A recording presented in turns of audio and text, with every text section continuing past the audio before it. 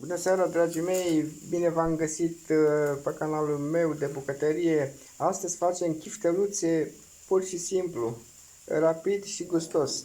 Avem aici două cutii de carne tocată, apoi mai folosim un bulion de la Home Garden, dar bine, luăm cât trebuie. Folosim orez și aici mai avem un ou.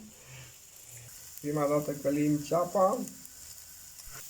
Am pus 3 linguri de bulion, sare, da, le mai amestecăm acum foarte bine și este gata compoziția noastră pentru chifteluțe.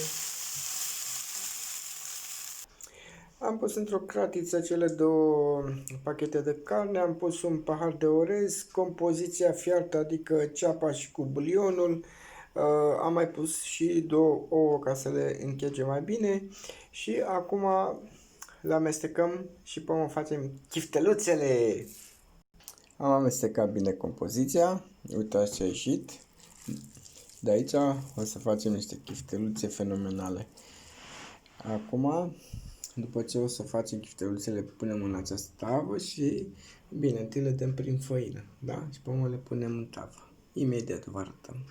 Și uitați ce a ieșit din amestecul care vi l-am prezentat și cu ajutorul lui Ciprian, băiatul meu, am făcut împreună un amestec deosebit, l-am dat prin făină și acum le pregătim pentru prăjeală.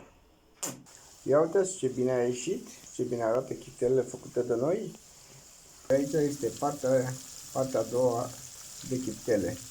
Vă doresc poftă bună și rămâneți alături de canalul nostru.